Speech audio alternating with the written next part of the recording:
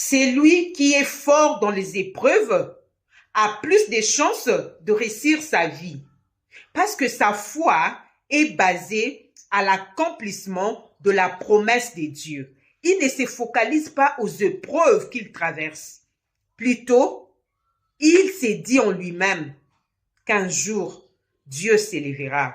Comme la parole de Dieu nous dit, ton Rédempteur est vivant et il s'élèvera les derniers. Il ne se focalise pas sur la réalité qu'il traverse. Il se focalise dans la promesse de Dieu.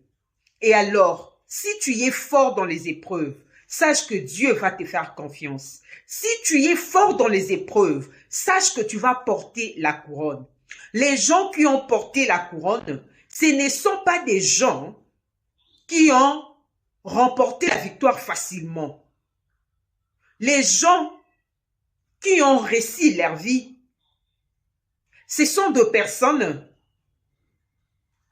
très souvent qui sont passées par des épreuves.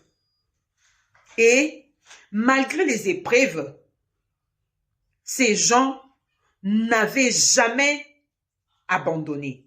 Ces sentiments-là d'abandon peuvent se présenter. Mais ce qui est mieux, c'est quand, malgré ces sentiments-là, tu n'abandonnes pas. Tu veux un jour porter la couronne. Persévère dans les épreuves.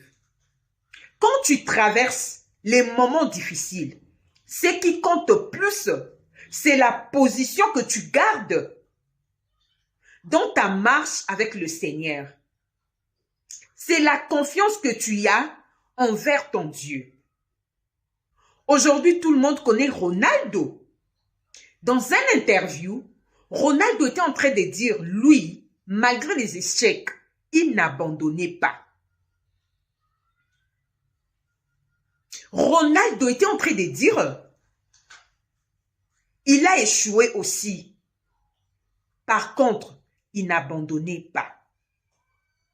Aujourd'hui, tout le monde connaît Ronaldo. Pourquoi?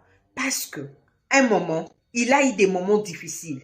Il a traversé des épreuves fortes. Mais malgré les épreuves, il n'avait jamais abandonné. Si Ronaldo avait abandonné un jour, aujourd'hui, on n'allait pas parler de lui. On parle de lui parce qu'il n'avait pas abandonné.